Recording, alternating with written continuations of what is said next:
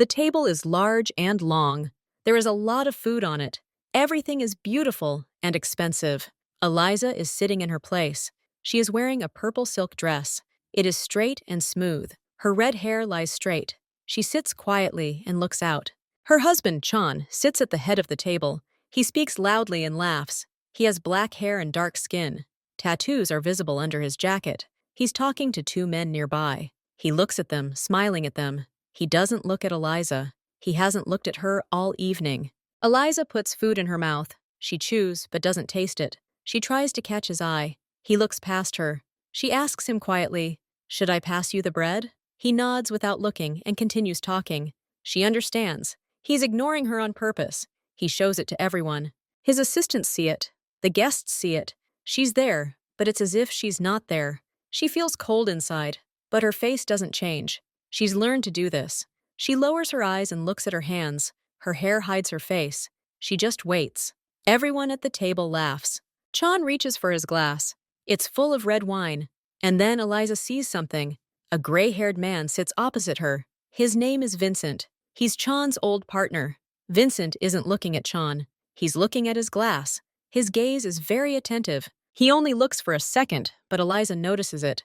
Chan raises the glass to his mouth and suddenly stops. He doesn't drink. He looks at Vincent. Then he sets the glass down on the table. But he doesn't place it next to him. He places it right in front of him, in the center of the table. He pushes the glass away from him. Now this glass stands among everyone. It is no one's. It just stands there, full of wine. Chan starts talking again. He smiles, but he doesn't touch the glass anymore. Eliza looks at the glass. It's dark red. Why didn't he drink it? Why did he push it away? Why after Vincent looked at it? Something inside her clicks. Something is wrong. It's not just like that. The room is still noisy, but Eliza can barely hear the voices. All she sees is the glass. She sees Chan saying something to his assistant. The assistant looks at the glass, then at Vincent. His face becomes serious. The tension is rising. Eliza can feel it. The glass now seems important. She looks at Vincent. Vincent looks at the glass too. He waits. And then Chan turns his head. He turns towards her. He looks straight at her. For the first time all evening, his eyes meet hers. There's no anger in his gaze. There's something else there. A warning. He looks at her, then quickly glances at the glass and then back at her. His look says clearly, "Don't touch. Don't come near. It's dangerous." Then he immediately turns away. His face becomes calm again, but his hand is clenched into a fist on the table. His knuckles are white. Eliza freezes. Her heart beats faster. He saw her, and he was afraid. Not for himself, for her. Thoughts raced through her head. He pushed the glass away after Vincent's glance. Vincent was waiting for something. Chan told her not to touch the glass with her eyes. He placed the glass in the center of the table. Why? Because there's something wrong with the glass. There's something in the wine. Something bad. Zhang knows this, and he left the glass on the table. He didn't pour it out. He made it the center of attention. Like a trap. For whom? She looks at Vincent. He's waiting. He's waiting for someone to touch this glass. And Zhang is waiting too. He wants to see who will show interest, who will give themselves away. He uses the glass as a test. And he put everyone at the table at risk, because anyone could have taken that glass. Anyone. Even her. A chill ran down her spine. He hadn't simply ignored her. He had used his ignoring to deflect suspicion, or to keep her away. But by placing the glass in the center, he had removed all boundaries. Now the danger was right there. Between them, the dining room grows quieter. People are finishing their meals. The glass still stands in the center, dark and quiet. Eliza looks at Chan. He's talking to Vincent. He's smiling, but his eyes are cold. He's playing a role. He's the master, in control. Even the poisoned glass on his table is part of his control. And who is she? A shadow, a silent image, the one you can ignore, the one you only warned with a glance, the one whose life became part of his game. A wave of anger rises inside her, quiet and powerful. He brought his war into their home, to their table, and made her a target with his silence. She looks at the glass. It stands exactly in the middle. Between him and her, it is no longer his. It is shared. If this is a trap, then for whom? For the one who planted the poison? Or for the one they want to blame? She looks at Vincent. He's confident. He's waiting. She looks at Chan. He's playing. He's risking everything, even her. And then she makes a decision. It comes clear and sharp. He wants this glass to be the centerpiece? Fine. He thinks she'll just sit there? No. If it's a challenge, she accepts it. Slowly, so everyone can see, she puts down her fork. The sound is soft, but audible in the silence. Several people look at her. She raises her right hand. Her hand moves smoothly. She doesn't reach for her glass. She reaches forward, toward the center of the table, toward that very glass of red wine. The room becomes very quiet. Everyone looks at her hand. Everyone sees where she's reaching. Chan is the first to react. He turns around. His eyes open wide. All his calm vanishes in an instant. His face turns pale. His entire large body tenses. "Eliza!" he shouts. His voice is loud and harsh. There is no command in it. There is fear, real fear. But her fingers are already wrapping around the stem of the glass. The glass is cold. Time seems to slow down. She sees Vincent freeze. His face shows shock. She sees the assistants freeze. She sees Chan's eyes. Only his eyes. There's no warning there. Now there's a plea, and horror, and understanding. Understanding that she understood everything, and did just that. She was right, 100%. This knowledge hits her painfully inside. She lifts the glass. It's heavy. The wine sways inside. She looks at Chan. He's already on his feet. His chair crashes to the floor. He takes a step toward her, his hand reaching out to knock the glass over. But she is faster. She raises the glass to her lips. She looks at him. Her gaze says, "Goodbye. For our family," she says clearly, her voice ringing loudly in the silence. And she drinks. A big gulp. The wine is cold, and it's bitter, very bitter. It doesn't taste like wine. It tastes different, metallic and nasty. The bitterness burns her throat. She takes a sip. She forces herself to swallow. She places the glass on the table. The sound of crystal is loud, and then a wave washes over her. First, heat. Heat from within. It rises from her stomach to her face. Then the world before her eyes begins to swim. The edges of her vision go dark. She hears his scream. It sounds far away. "No!" Her legs become weak. She falls off the chair. But she doesn't fall to the floor. His arms catch her. Strong hands grab her. He lifts her up and holds her close. She feels his heart beating fast. It beats as fast as hers. "Breathe! Eliza, breathe!" His voice is right next to her ear. He's shaking. "Don't close your eyes. Look at me." But she can't. Her eyelids are heavy. Her whole body feels heavy and alien. He carries her. Fast. She feels him running. He shouts something. The words are unclear. Only the intonation is sharp, commanding. Someone is running next to her, opening the doors. "Where's the doctor? Right now! Bring him here!" That's his voice. But it's cracking with fear. He's no longer the boss. He's just a frightened man. She tries to say something, but her tongue won't obey her. Only a hoarse sound comes out of her throat. The heat inside her burns more intensely. The sounds fade. Screams, footsteps, doors, all drowned out by the hum. The light fades. The dark spots grow. She feels his arms. They hold her tightly. She feels the fabric of his jacket under her cheek. Soft fabric. And his scent. A familiar scent. This is the last thing she feels. The strength of his hands. And this smell. Then the hum becomes full. The light goes out. The sounds disappear. All that remains is silence and darkness. At first, she feels only light. It is white and harsh. It hits through her closed eyelids. Eliza slowly opens her eyes. Above her is a white ceiling. She lies on her back. She turns her head. The room is small, very clean. The walls are white. The window is covered with blinds. There is nothing superfluous in the room. Only the bed she is lying on and a chair against the wall. There's a metal stand next to the bed. Wires and tubes are connected to it. One wire goes to her arm. A thin needle is attached to it. An IV. A small screen blinks nearby. It has numbers and lines on it. It's a monitor. She tries to sit up. Her body is heavy and weak. Her muscles don't obey. Her throat is dry and painful. The heat inside is gone. Now there is emptiness and weakness inside. She is alone. She looks at the door. It's closed. No sounds. Complete silence. Where is Jung? Where are the doctors? Why is she alone in this strange white room? She tries to remember. The table. The glass. His eyes. The bitter taste. His hands. Then darkness. She's alive. But why is she here alone? The door opens without knocking. A man enters the room. He is wearing a light-colored medical gown. He is neither young nor old. He has an ordinary face and short, light-colored hair. He approaches the bed. "Good afternoon," he says. His voice is even and polite. "How are you feeling?" Eliza looks at him. She tries to speak. A hoarse sound comes out of her throat. She coughs. The doctor pours water into a glass from the pitcher on the nightstand. He helps her drink. The water is cold and clear. She drinks it in small sips. "Thank you," she says finally. Her voice is quiet and weak. "You've been here for 2 days," the doctor says. He checks the readings on the monitor. "Your condition is stable. You're lucky. The dose wasn't lethal. It was designed to have a quick effect, but not to cause a worse outcome." He speaks calmly, as if he's describing the weather. His eyes look at her, but they're empty. There's no sympathy or concern in them. "Where's my husband?" Eliza asks. "He's not here now," the doctor replies. "He'll be here later." He pauses and looks at her carefully. "Quote 2, he says, his tone unchanging.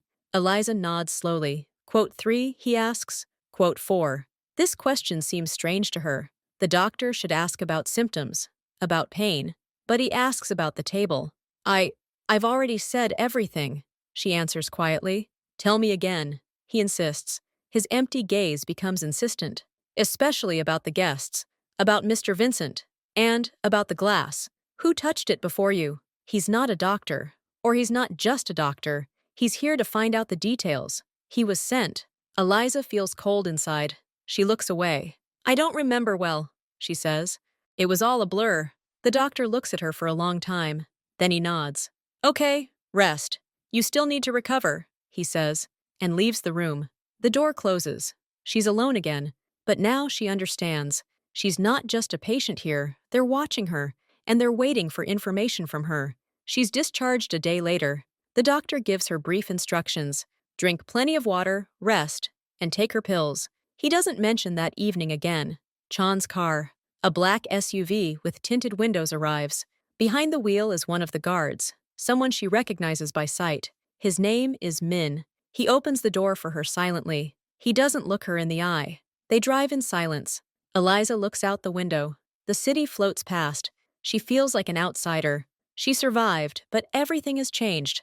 The car pulls up to their house. It's a large, modern house behind a high fence. The gate opens. Everything looks normal, but it feels different. Min opens the car door for her. He walks her to the front door. Then he nods and goes back to the car. He doesn't go inside. Eliza opens the door with her key. It's quiet inside. The huge living room is empty. No one is there. "Hello?" she calls quietly. Nobody answers. She walks into the kitchen. It's clean and empty.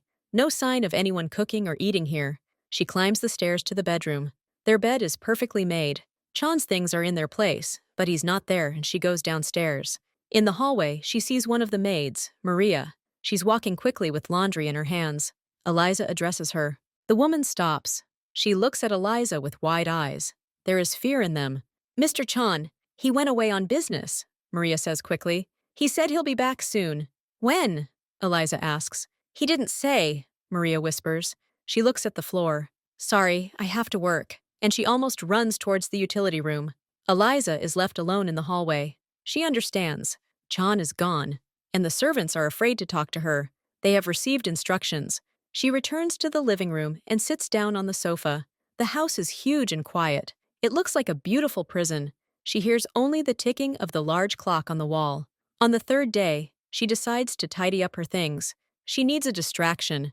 She goes to her dressing room. Her things are where she left them. She starts sorting through her dresses. Then she decides to look in her old purse. It's a small black leather bag. She hasn't used it for several months. Eliza opens her bag. Inside are the usual things: old napkins, a few receipts, a broken lipstick, a mirror. She's about to throw it all away. And then her fingers feel something hard at the bottom, under the lining. She presses. The lining lifts.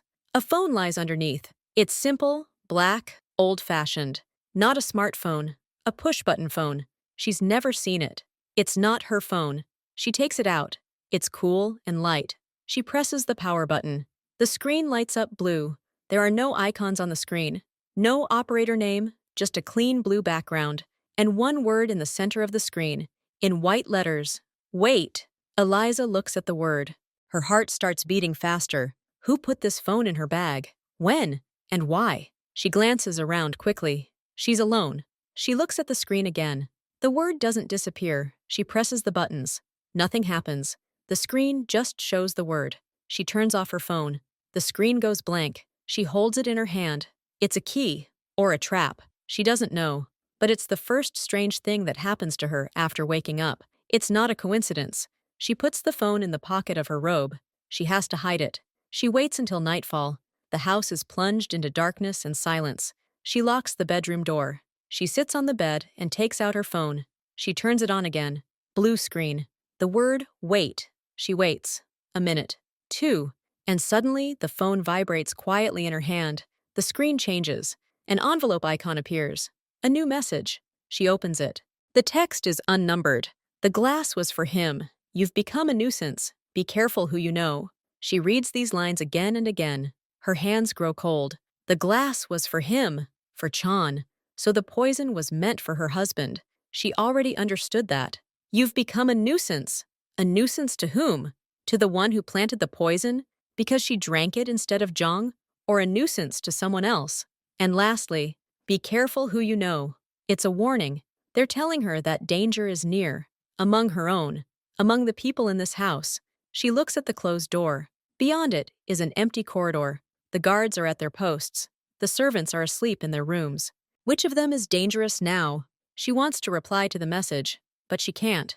There's no number. There's no way to write back. She just holds the phone and stares at the screen until it goes dark again.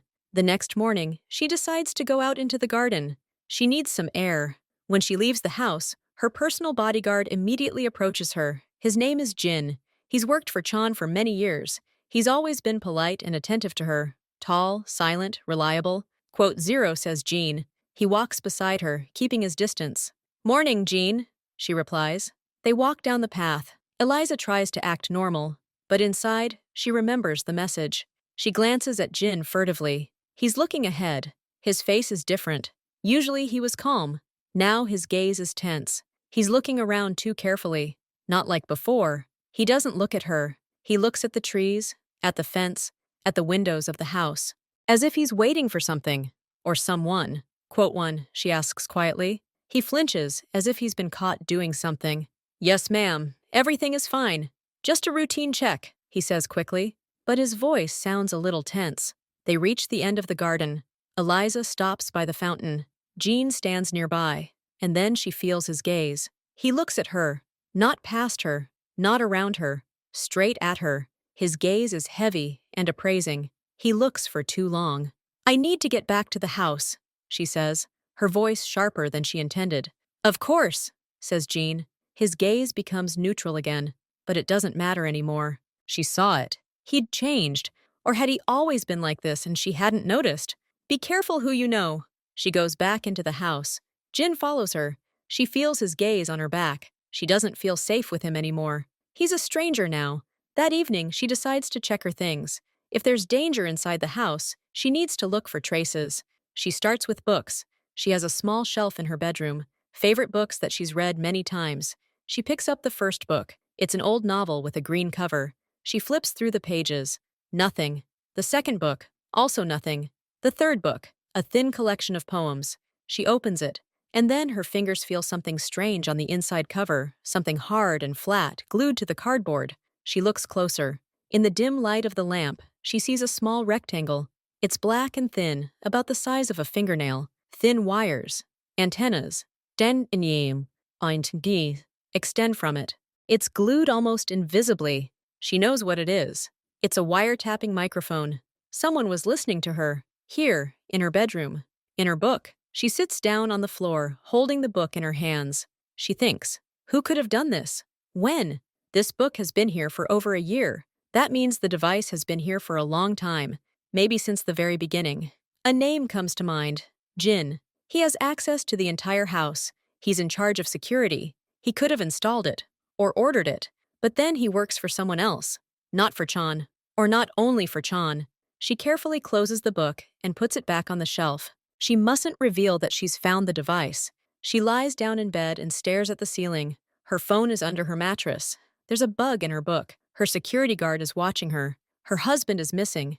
She's alone in a huge house full of prying eyes and ears. She's no longer a victim. She's a target.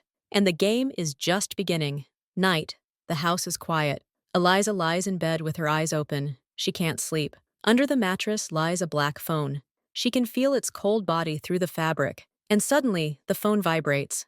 A quiet but insistent beep. Not a message. A call. Eliza's heart skips a beat, then starts pounding so hard her ears start ringing. She sits up abruptly. She pulls out her phone. The word incoming flashes on the screen. There's no number. She looks at it for a few seconds. Then she presses the accept button and puts it to her ear. "Hello?" she whispers. There's silence on the line. Then there's a noise like wind or static, and a man's voice. Quiet, low. "It's not Chan." "Listen carefully," says the voice. It speaks almost in a whisper, but clearly. "His office, behind the large painting. There's a safe there. You must look there." Eliza asks, barely able to get the words out.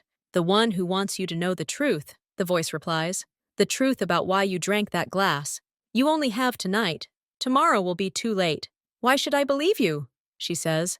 "You received a warning. You found a wiretap. You saw how your guard changed. You don't trust anyone anymore. So trust your eyes. Look in the safe." The connection is cut off. There is a quiet dial tone on the line.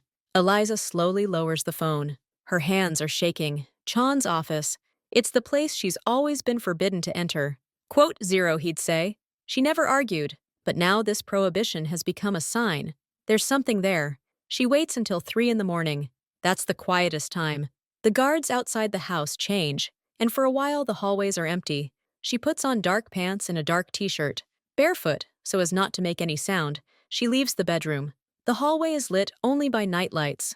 Long shadows fall on the floor. Chan's office is at the far end of the house. She has to walk through the entire living room. Every creak of a floorboard makes her freeze. The door to the office is massive, made of dark wood. She tries the handle. It's locked. She knew it. She doesn't have a key, but she remembers. Once, many months ago, she saw Chan open this door. He didn't take out the key. He ran his hand along the top frame. She thought then that he was dusting it off. Now she reaches her hand to the top of the door frame. Her fingers slide along the wood, and they feel something cold and small. A key. It had been lying there all this time. A simple metal key. She takes it with trembling fingers, inserts it into the keyhole, turns it. The lock clicks quietly. She takes a deep breath and pushes the door. The office smells of leather, wood, and expensive tobacco. Moonlight streams through the large window, illuminating the enormous desk, armchair, and bookcases. On the wall behind the desk hangs a large painting in a heavy frame. It's abstract, with dark and light spots. She approaches it. The painting is huge, almost taking up the entire wall. She tries to move it. It doesn't move. She feels on the sides. She finds small, almost invisible latches. She presses them. There is a soft click. The painting slides open like a door. Behind it is a wall, and built into the wall is a safe, a matte metal square with an electronic panel and a handle. Code. She doesn't know the code. She thinks. What could be the code? Their wedding date? His birthday? She tries. It doesn't work. She sits down on the floor in front of the safe. She looks at the panel. 4 numbers. What was important to him? What would he hide so securely? And then she remembers. There's a date, one he never celebrates, but always falls silent on. The day his father died. He told her this date once. Drunk and sad. She remembered. She enters the numbers. The month and day of her father's death. Green light. A soft click. The lock is open. She slowly pulls the handle. The safe door opens silently. There's no money inside. No weapons. No important documents. There's one thing lying there. An old, tattered, leather-bound notebook. And an envelope. Eliza picks up the notebook. It's heavy. She comes out from behind the painting and sits in Chan's chair at the table. She turns on the small desk lamp. The light falls on the cover. She opens the notebook. It's a diary. The pages are covered in neat, feminine handwriting. The dates are 3 years old. She flips through the pages. Descriptions of days, meetings, feelings. The woman writes about her life, about her work in a flower shop, about her dreams. And she writes about a man. She calls him Jay. They meet secretly. He's important, dangerous. He has many enemies, but she loves him. She fears for him. She wants them to leave together, to start a new life. Eliza reads, and her insides go cold. Quote, one must be Chan. J is the first letter of his name in English. She scrolls further and finds a photograph. It's tucked between the pages. There's a woman in the photograph. She's sitting on a park bench, laughing. She has light, curly hair and green eyes, but the shape of her face, her smile, she's remarkably similar to Eliza. The same cheekbones, the same eye shape, but it's not her. This is a stranger. The same woman from the diary. On the back of the photograph is written in ink, "My Mia, everything will be okay. I promise. J." Mia. Eliza sits as if turned to stone. She looks at the photograph, then at her reflection in the dark window. She looks alike. They look alike. She opens the diary again to the last page. There's no text, just one line, written large and unevenly, in a different handwriting, a man's. The same handwriting as in the photograph. Chan's handwriting. "Mia, forgive me. I'm getting married today, but it's not the end. I'll find you." And the date, their wedding date. The day Chan married Eliza. Everything in her head turns upside down. He married her the same day he wrote this to Mia. He married her when the other woman he loved disappeared. Why? Why did he choose her? Because she looked like Mia? Was she just a replacement? A surrogate for a lost love? And where is Mia now? What happened to her? "I'll find you," meaning he didn't know where she was. She disappeared. Eliza places the photograph on the table. Her hands no longer tremble. They are cold and steady. She feels a strange calm. The anger hasn't set in yet. Understanding came first. She lived in a house built on lies. She wore dresses and smiled, a shadow of another woman. She takes an envelope from the safe. It's empty. There's no writing on it, but there's something inside. She looks inside. There's a small flash drive inside. Black, ordinary. Eliza returns to her bedroom with a diary, a photograph, and a flash drive. She hides the diary and the photo under her mattress, next to her phone. She has a laptop. She inserts a flash drive. On the flash drive, it contains web pages, news articles, dates from 3 years ago. She opens the first article. Young woman missing. Black and white photo. Same woman as in the photograph. Mia. Song. Owner of the small flower shop, Lotus. Missing. She was last seen near her shop. Police are investigating. Relatives are asking for help. The second article, a month later. Investigation into Mia's disappearance. Song reached a dead end. It is mentioned that the woman had no enemies and led a quiet life. But there is unofficial information. She was connected to influential people in business circles. The name is not given, but the hint is clear. Article 3. Interview with a business partner. Photo for the article. Eliza freezes. The photo shows a gray-haired man in an expensive suit. His face is confident. His eyes are cold. It's Vincent, the dinner guest. In the article, he expresses concern and hope that Mia will be found. He calls her a quote zero and says their joint projects are now in jeopardy. Vincent knew Mia. He was her partner, and he was the one sitting at their table, looking at the poisoned glass. The connections form a chain. Mia and Chan, Mia and Vincent. Mia's disappearance.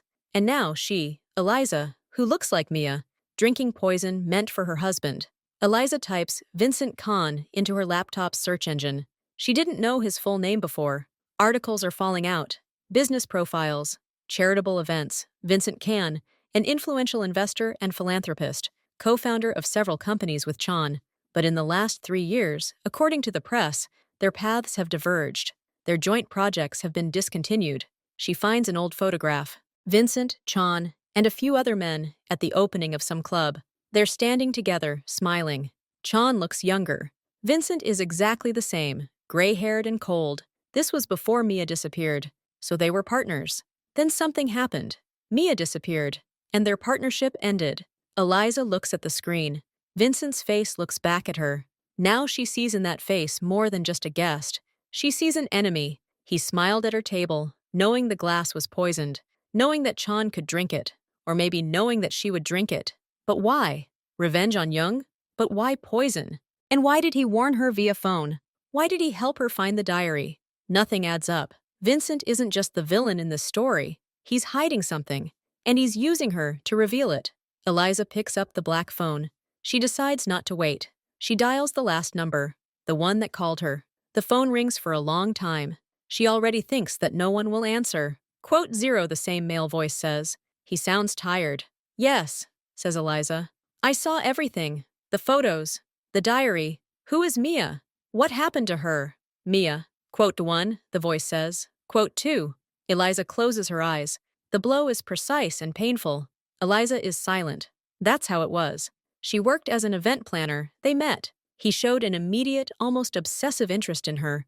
Everything unfolded rapidly. He saw her in you, the voice continues. You were similar, like a living reminder, like a chance to start over and forget the guilt. What guilt? Eliza asks sharply. Pause. He believed he was to blame for her disappearance, that his lifestyle, his enemies had harmed her. And when you appeared, he developed a new theory, a paranoid one. He began to think that Mia wasn't dead, that she was alive, and she would come back to punish him for forgetting her and marrying someone else. A copy of her. Eliza feels goosebumps running down her spine. Poison, she begins. The poison was his test, the voice says quietly. For you. He knew someone would try to poison him. He'd long suspected Vincent. He placed the glass in the center and watched. If you were someone else, if you were connected to those who want to take him out, you would have reacted to that glass somehow. You would have warned someone, or you wouldn't have touched him. But you drank. You drank the poison meant for him. And for him, it was proof. Proof that you're not Mia and not a spy. You're just you. The voice trails off. Eliza sits, clutching the phone so tightly her fingers turn white. So that whole scene with the glass was a monstrous test, a test of loyalty, one in which she almost died. And Vincent? She asks, gathering herself. Why was he there? Vincent, the voice sounds harsh. He has his own score to settle with Chan. Connected to Mia. He's also looking for the truth. And he knew about the poison. He watched. He saw you drink, and he realized you weren't playing by Chan's rules. You became a wild card, and he decided to play this card. The phone, the clues, it's him. He's leading you so you can find what he can't find himself, so you can rock the boat from the inside. What does he want? Eliza whispers. He wants to find Mia, dead or alive, and he wants Chan to pay for what he thinks Chan did. Suddenly, a sound is heard outside the bedroom door. A muffled footstep. Eliza turns around abruptly. She turns off her laptop and grabs her phone. I need to go, she whispers quickly into the phone. Be careful. You can't trust anyone, the voice says. And the connection is cut off. Eliza tucks her phone under her pillow. She pretends to sleep, turning to face the wall. The bedroom door opens. Slowly, without knocking, footsteps enter the room, heavy, masculine. They approach the bed. Eliza pretends to be asleep. She feels someone's presence right behind her. Quote one, a voice says quietly. It's Jean. She doesn't move. Quote two, he says. His voice sounds strange, not harsh, but not his usual. Emotionless. She slowly rolls over and sits up. In the light from the window, she sees his figure by the bed. He is in his black uniform. His face is in shadow. Quote, _3, she asks coldly. Quote 4, quote 5, he says, but his eyes wander around the room, to the table where the laptop had just been, to the pillow.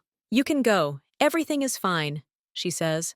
Jin doesn't move. He looks at her. You have something, ma'am, he says finally. Something you shouldn't have.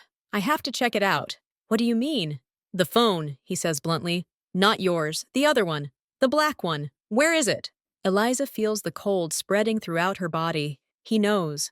I don't have any phone, she says, looking him straight in the eyes. He takes a step forward. Please don't make me search the room. Give it to me. That's an order. Whose order? She asks. Chan's? Or Vincent's? The name hits him like a blow. He freezes. His face contorts. Conflict appears in his eyes. Something familiar and human breaks through the guard's mask. Quote 0, he repeats, but without the same firmness. He looks at her, and she sees not anger in his gaze, but torment. Quote 1, quote 2, she says quietly. Quote 3, I serve, the one who pays, he answers dully. And the one who has the leverage. They have my family, my sister. He cuts himself off. Give me the phone and nothing will happen to you. I'll say I couldn't find it. They look at each other in the dim light. Eliza can see he doesn't want to do this. He's cornered. He's a traitor, but not a willing one. No, she says clearly. I won't give it to him. And if you take it, they'll find out you lied, that you told me everything. What will happen to you then? And to your sister? Jin looks at her, his expression twitching. He understands the logic. The threat works both ways. What should I do? He says, almost in a whisper. There's despair in his voice. Leave, says Eliza, and say you didn't find anything, that I'm asleep, and in the morning, we'll decide what to do next. Together, the word, quote 5 hangs in the air. It's a risk, but she sees him hesitating. Jin stands motionless for a few more seconds. Then he nods slowly. He steps back toward the door. I'll be back in the morning, he says quietly. Be ready. He walks out, closing the door silently. Eliza remains sitting on the bed, hugging herself. The phone is burning under the pillow. Jean now knows what she knows. He is both a traitor and a potential ally. Untrustworthy, frightened. But now she's not entirely alone. The game has become more complex, and she has a diary, a photograph, and knowledge that could change everything. Eliza doesn't sleep until morning. Her mind is racing. Jin will come in the morning. He'll either help her or betray her completely. He can't be trusted. Mia's diary again, flipping through the pages in search of clues. She's looking not only about the relationship, but also about the house. Mia had been here, in this house, when it belonged only to Chan. She knew its secrets, and she finds it. On one of the pages, between a description of a quarrel and a reconciliation, in tiny handwriting, Jay showed me his secret today, a door in the library wall behind the third bookcase. In case of emergency, he says, as if in his world it's always gone. Library, third cabinet. At Eliza's. There might be an hour before the servants wake up. She quickly dresses in simple dark jeans, a t-shirt, and sneakers. She stuffs the diary, the photograph, and the black phone into a small backpack. She doesn't take anything else. She leaves the bedroom. The hallway is empty. She goes down to the library on the first floor. It's a large room with high ceilings, filled to the top with bookcases. She counts. 1 closet, 2, 3. It stands in the corner. Behind it is a blank wall, covered with dark, antique wallpaper. Eliza comes closer. She runs her hands along the wall behind the closet. The wallpaper is smooth. She presses. Nothing. She feels the joint between the wall and the closet, and then her fingers find a small indentation in the wood of the closet. On the side, near the floor, an almost invisible button. She presses on it. A soft creaking sound is heard. It's not the closet, but part of the wall behind it that slides inward, creating a narrow opening. Dark, smelling of dust and damp, secret passage. Eliza climbs behind the closet and squeezes through the opening. She feels for the light switch on the wall. Click. A dim bulb hanging from a cord lights up. A narrow corridor lies before her. He leads down the stairs. She enters and pushes the door from the inside. The wall snaps back into place with a soft click. Now she is trapped, but also free. The stairs lead down to the basement, but not the main one. It's an old basement corridor, which must have once connected the house to other buildings or to the street. She continues down it. The corridor is long. At the end is another door, heavy and metal. It's unlocked. Eliza opens it. In front of her is a garage for official vehicles. It's empty now, and there's a large gate that leads to the backyard, beyond the fence, but that gate is probably guarded. She sees a side door. It leads into the garden, but the garden is also visible. Then she remembers. Mia had another entry in her diary, almost humorous. Jay is so worried about me that he even showed me the old drain. He says it goes down to the river beyond the property, as if I'd ever escape from him. Gutters. The garage needs something connected to the utilities. She searches and finds a heavy hatch in the floor with an iron handle in the corner. She pulls it. The hatch opens. Below is a dark tunnel. It smells of stagnant water and mold. An old storm drain. This is her chance. She descends an iron ladder into a hatch. A shallow stream of dirty water flows below. The tunnel is low, forcing her to walk bent over. She turns on the flashlight on her phone and moves forward, against the current. Logically, this should lead to the river, to the exit beyond the property. She walks for a long time. About 20 minutes. Finally, a light appears ahead. A grate. She comes closer. The grate is old, rusty. She pushes it. The grate gives way with a creaking sound and falls out. Eliza climbs out. She's on the bank of a small river, overgrown with bushes.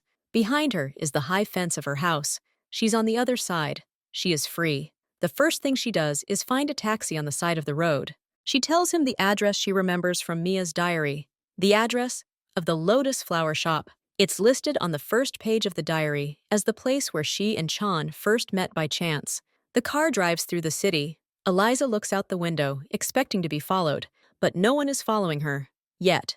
The shop is located in an old neighborhood on a quiet street. It used to be a charming place. Now the windows are dirty, covered with paper inside. The sign Lotus hangs faintly above the door. The letters faded. The door is locked. Eliza looks around. The neighboring shops are also closed or deserted. She enters a narrow passage between the buildings. There's a back entrance there, a sturdy door with a combination lock. Code, she thinks. What would Mia use? She remembers the date from the diary, the date of her first meeting with Chan. She enters the numbers. The lock clicks. Eliza's heart is pounding as she steps inside. The smell, dust, mustiness, and beneath it all, the barely perceptible sweet scent of dried flowers. The room is small. A table, a couple of shelves, a refrigerator for flowers, now turned off. Everything is covered in a thick layer of dust. On the table sits a dried bouquet in a vase. It seems nothing has been touched here for 3 years. This isn't a store. It's a time capsule. Mia's last day. Eliza begins to look around cautiously. She doesn't know what she's looking for. The truth. Any clue. She opens the desk drawers. Papers, bills, catalogs. Nothing important. Then she notices an old, tatty painting on the wall. A watercolor of irises. It hangs crooked. She adjusts it and feels that the painting is not firmly attached to the wall. She takes it down. Behind the painting is a small niche, and in the niche lies a metal box. Eliza takes it. It's unlocked. Inside are letters, not emails, real letters, handwritten on good paper. She sits down on a dusty chair and begins to read. Letters from Mia to someone. They have no addressee. It's like a continuation of the diary, but more revealing. I love him, but I'm afraid. His world is shadows and whispers, smiles that hide knives. He says he'll protect me. But from whom? From his own people? From Vincent? Eliza freezes. Vincent. Vincent. He's different. He's dangerous too, but his danger is simpler. He wants money, power. He sees Chan's weakness in me, and he offers a way out. He says he can help me disappear, start a new life far away from here, without fear. He says it's the only way to escape what will sooner or later happen in Chan's world. Next letter, in a week. I think about Vincent's proposal every day. Chan has become even more obsessive. He checks my phone. He stalks me. His love is suffocating. I can't breathe. I want to live, not hide, just live. Vincent says he has a plan, a good plan. He'll help me stage everything. Everyone will believe I'm a victim, and I'll leave. But I don't trust Vincent. In his eyes, I see not help, but calculation. Something is wrong here. Eliza frantically sorts through the letters. She's looking for the last one, the most important one, and he finds it. It's written on a single sheet of paper, the handwriting nervous and hasty. He knows. God, he knows everything about the meetings with Vincent. I don't know how. He didn't shout. He was quiet and scary. He said that Vincent was using me, that Vincent's plan isn't to save me, but to destroy him, Chan, to use me as bait.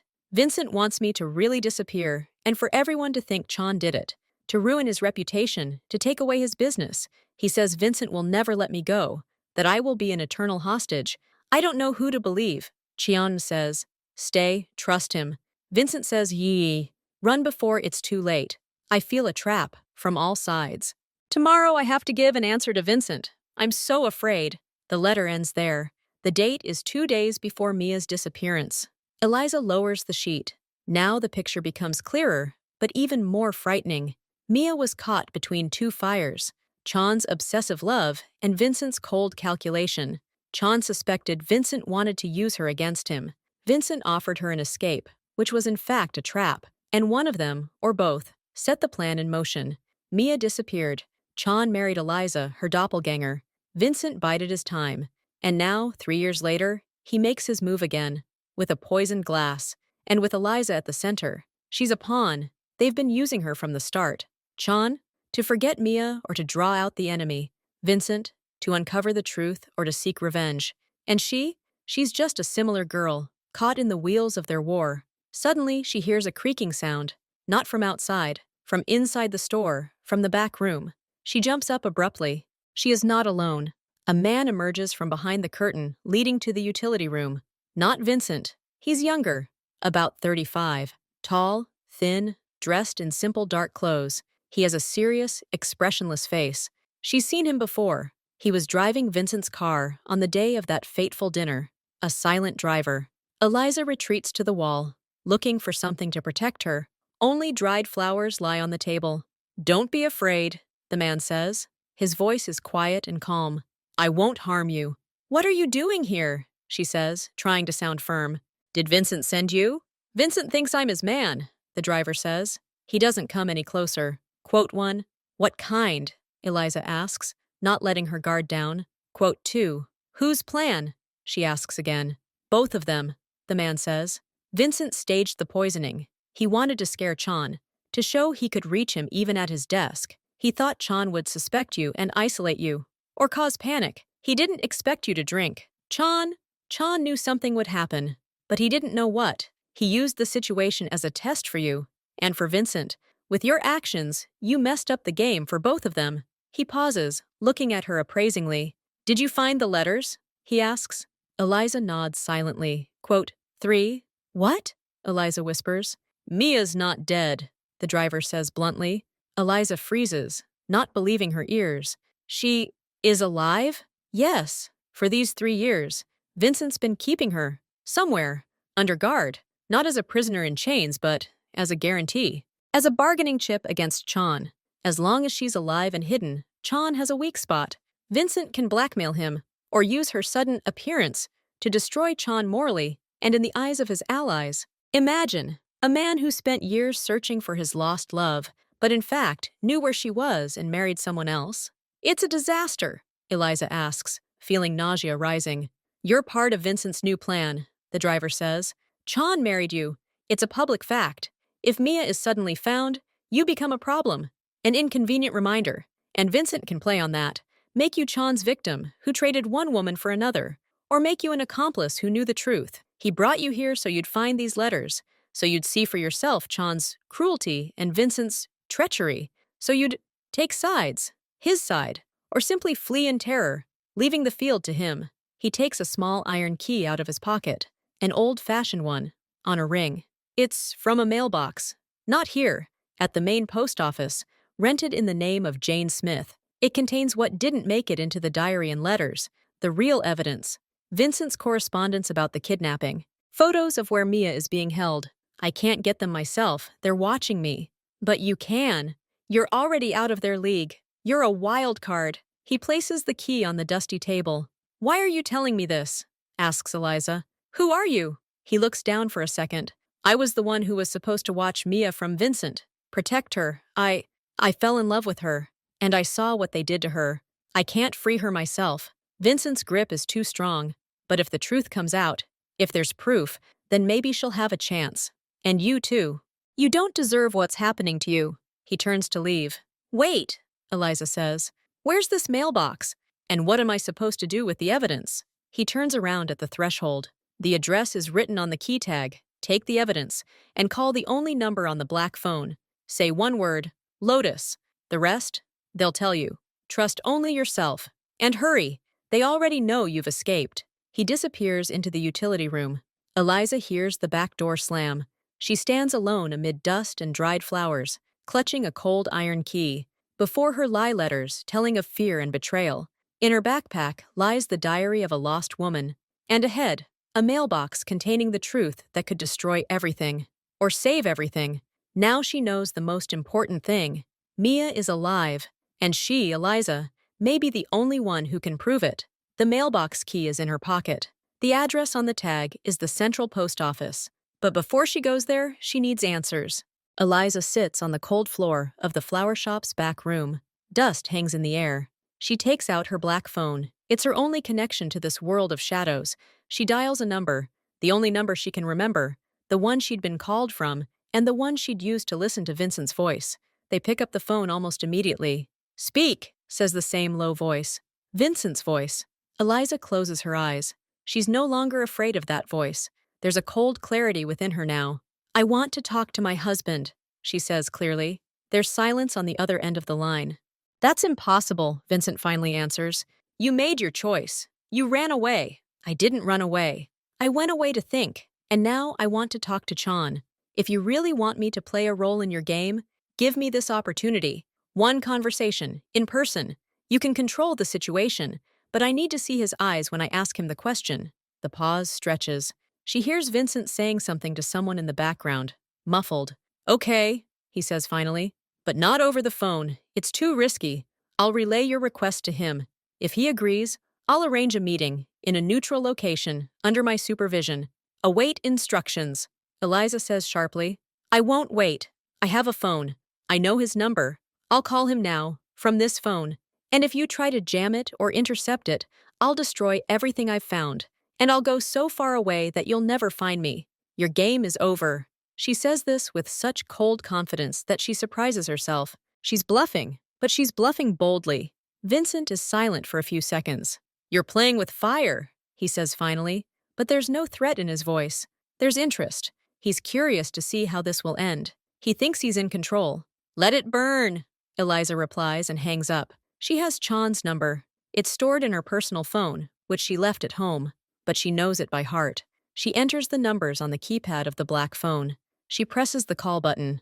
The call takes a long time. She already thinks he won't answer, or his phone is switched off. But on the fifth ring, the connection is established. Silence. Only the even breathing on the line. Chan, she says first. Her voice sounds alien. Eliza, his voice. Deep, familiar. He sounds tired and wary. Where are you? It doesn't matter. I have one question for you. Just one. Answer me honestly. She takes a deep breath. All the air in the small room feels stale. Did you expect me to drink this glass? The silence on the line is so thick it feels physical. It lasts so long that Eliza thinks the connection has been lost. Are you still there? She asks quietly. Yes, he breathes out. His voice becomes hoarse, strained, as if he's having trouble speaking. I expected a lot that evening. I expected provocation. I expected Vincent to try to manipulate the situation somehow. I set that glass as a trap for him. I wanted to see how he would react. Would one of his men touch it? Would he try to remove it himself somehow? I wanted to catch him red-handed. I had cameras, people. Everything was ready. He falls silent. You can hear him inhale heavily. But I never thought that you would take it. I saw you notice my gaze. I thought you realized that you couldn't touch it. I thought you would get scared and move away. I tried to warn you, with my eyes. There was nothing more I could do without revealing the whole game. I was sure you would just sit quietly, like always. There's something strange in his voice. Not anger, pain, and shame. It was my mistake, the biggest mistake of my life. I thought I had it all figured out. I thought I had every step under control. But I didn't take you into account. I didn't take into account that you would dissuade. I saw your hand reaching out, and my world stopped. In that moment, I understood only one thing.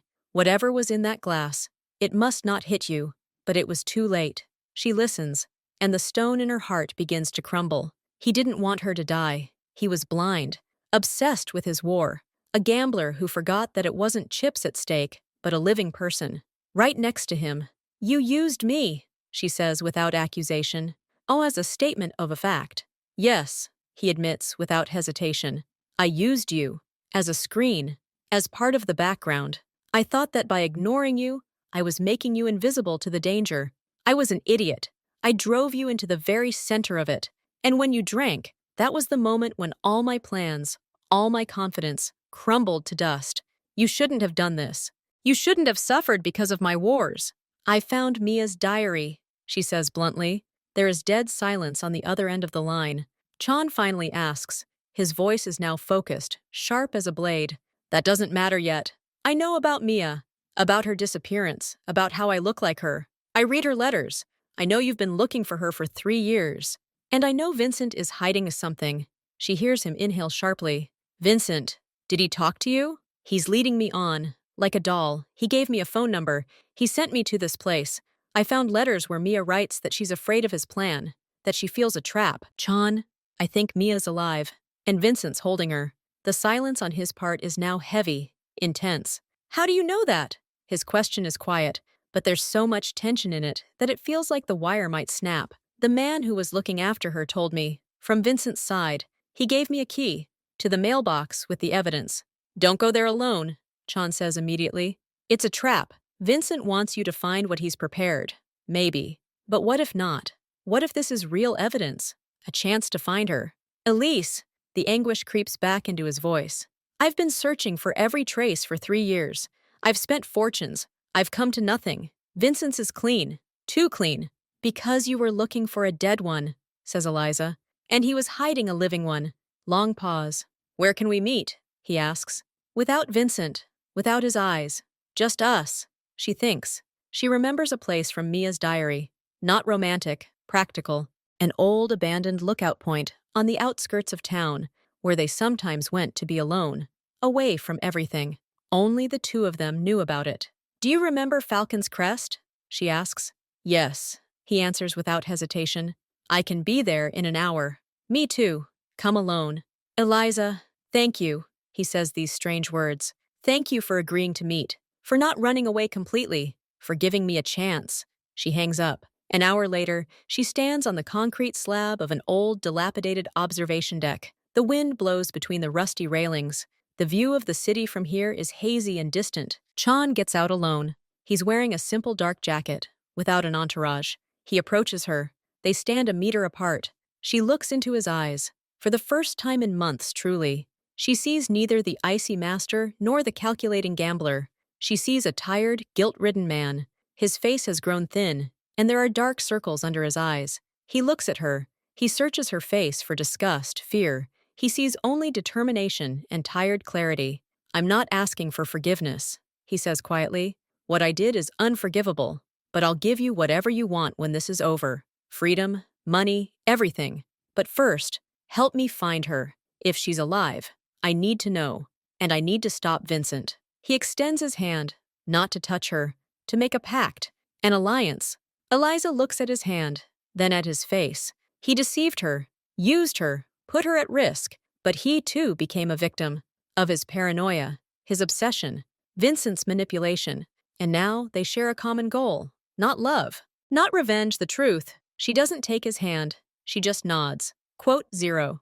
They drive into town in Chan's car, but switch places. He's driving, she's in the passenger seat, hunched over below the windows. Chan has a plan. We can't just go to the post office, he says, looking down the road. If this is Vincent's trap, his people will be there. If it's true, his people will be there even more so. He's watching. Then what? Eliza asks. We'll give him what he wants. But on our terms. Zhang makes a call on his phone, putting it on speakerphone. He calls one of the few people he still trusts, his old lawyer, Li. Li, listen carefully, says Chan.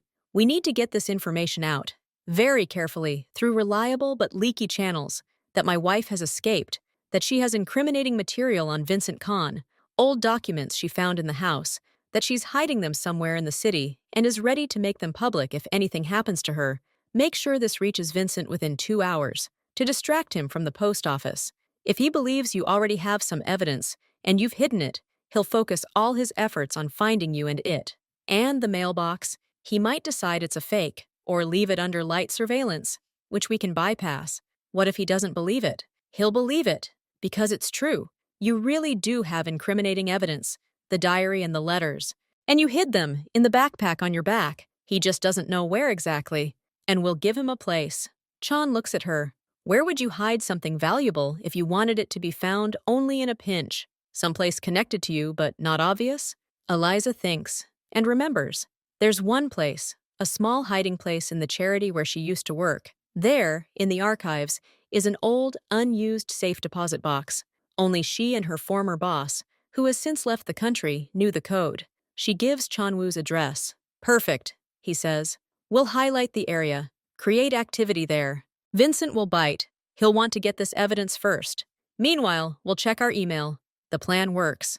3 hours later, Lawyer L reports. Through his channels, Vincent's people are showing increased interest in the charity. Unfamiliar faces have been spotted around the building. By this time, Chan and Eliza are already at the post office. It's a large, old building with multiple entrances and exits. Chan is waiting in the car nearby on the line. Eliza goes inside alone, like a regular customer. She has a key with the number 114. She finds the boxes, row 100 to 120. She approaches, and then he calls out to her. Mrs. Kim? A polite male voice asks. She turns around. An elderly postal worker in uniform stands in front of her. I've been instructed to convey to you that the contents of box 114 have been moved to a separate room for confidential transfer. Please come with me. Quote 2. I knew you'd come. You're too smart not to follow up on that lead. Quote 3. And, as I suspected, you came alone. Chan's too cautious to stick his nose in here himself. Or, does he no longer trust you enough to come with you? Where's the evidence? Eliza asks, remaining at the door. Oh, they're here. Vincent places a thick folder on the table. Everything as my former employee promised. Photographs, receipts, correspondence, proof that Chan knew where Mia was all these years, and that he paid for her upkeep, that her disappearance was staged on his orders, to get rid of an inconvenient mistress when he decided to marry a respectable woman. You! Eliza feels a shiver run down her spine. It's a brilliant lie. And it's plausible. Why are you showing me this? She asks. Because I'm offering you a deal, Vincent says. Take these documents. Go to the police. Tell your heartbreaking story. How you knew your husband was a monster. How you feared for your life. How you found the evidence. I'll provide you with protection, fame, fortune. Ah-chan will get what he deserves. You will be free. And Mia, he pauses dramatically. Mia, Antatisgi, the unfortunate victim, will finally find peace in the public consciousness. Everyone will pity her and condemn him. He speaks beautifully, but in his eyes is the triumph of a manipulator who pulls the strings. You're keeping her somewhere, Eliza says bluntly. Mia's alive, and you're hiding her. Vincent's smile didn't waver, but a glint of steel flashed in his eyes. An interesting theory, but you have no proof. But I do. He pats the folder. The choice is yours. Become the heroine who solved the crime, or remain an accomplice, the wife of a man who lied to the whole world for 3 years, who, as everyone will soon find out, locked his former lover in a dungeon. What do you think they'll say when they find the body? And they will find it in one of his old warehouses, with evidence of his guilt. He stands up. I'll give you 5 minutes to think. The room isn't locked. You can take the folder and leave, or throw it in the trash and go back to your lying husband. Your choice. He walks out, leaving the door ajar. Eliza doesn't move. She counts the seconds in her head. She knows Vincent is watching. Cameras, microphones. He's waiting for her panic, her thrashing. She approaches the desk, opens a folder, leafs through fake documents, crudely photoshopped photographs. She pretends to study them. Then she takes a black phone out of her pocket. She dials a number, the same one. I agree, she says loudly and clearly into the phone. I'll take the documents. What do I do next? Exit the building through the back, Vincent says, no longer hiding his satisfaction. A car will be waiting for you. You'll be taken to a safe location to record your statement. Okay, says Eliza. She puts the folder under her arm and leaves the room. She walks down the hallway toward the back exit. Her heart is pounding. She hopes Zhang heard their conversation through the hidden microphone he gave her before leaving. She hopes he followed through with the plan. She emerges into a narrow alley. A black sedan is parked there. The driver, a silent ally, stands by the open back door. He looks at her, his face unreadable. She approaches the car, and then 2 more cars pull out from around the corner. They block the alley on both sides. People get out of them. Not Vincent's people, and not Chan's people. This is the police. And a woman steps out of one of the cars. She's dressed simply, pale and thin. She has short, light-colored hair and green eyes, full of determination and fear. It's Mia. Vincent, exiting the building by a different route to get into his car, freezes, his confidence shattered in an instant. He looks at Mia as if she were a ghost. Vincent Khan, you are under arrest on suspicion of kidnapping, false imprisonment, and extortion, one of the officers says. Vincent turns pale. He looks around for Eliza. She's standing next to the car, throwing the fake folder on the ground. She looks at him without fear. Vincent shouts. He points his finger at Chan, who is now getting out of his car at the beginning of the alley. No, Mr. Khan, Mia says quietly, but clearly. Her voice trembles, but she's audible. You kept me in that house at 42 Hillview Street for 3 years. You silenced me. You threatened me and my family. And you tried to use this woman, she looks at Eliza, to complete your revenge. I have the notes. For those 3 years, I kept a second diary, the one you never found, and I handed it over to the police this morning. Chan and Mia's plan. Vincent's driver turned out to be the contact. He relayed Eliza's call to Mia. Mia, who had been secretly collaborating with the police for 3 years, gathering evidence against Vincent, but was afraid to take the plunge while Vincent held all the power. The plan with the poisoned glass and Eliza's escape was the catalyst that changed everything. Eliza, unknowingly, became the perfect bait to distract Vincent and force him to make the mistake of personally showing up for the evidence and spilling the beans in front of the police's hidden microphones. Vincent is led away to the car. He doesn't look at them anymore. He's crushed. Eliza stands and looks at Mia. Two women, bound by one man and years of lies. They don't look alike now. One is emaciated, with short hair and eyes filled with fear. The other is dressed simply, with a determined expression. Chan stands a little distance away. He looks at Mia. There's no passion in his eyes, no old love, only deep, endless sadness and relief. He found her, alive, and she betrayed him to save herself, and he betrayed her by marrying another. Their story ended 3 years ago. Today, they simply closed the last page. He looks at Eliza. She looks at him. Between them is a chasm of lies, poisoned wine, and fear, but also a shared understanding, a shared victory over a common enemy, and the unknown. The police drive away, taking Vincent with them. Mia gets into another car with an officer, casting them a last, complex glance. Eliza and Chan remain in the empty alley. The wind blows the fake pages from Vincent's folder across the ground. The game they were all playing was over, but their lives weren't. And now they must decide what to do with the freedom they've gained. Freedom from each other and from the past. They stand a meter apart, separated by this entire history, unsure whether to take a step closer or turn and walk away forever.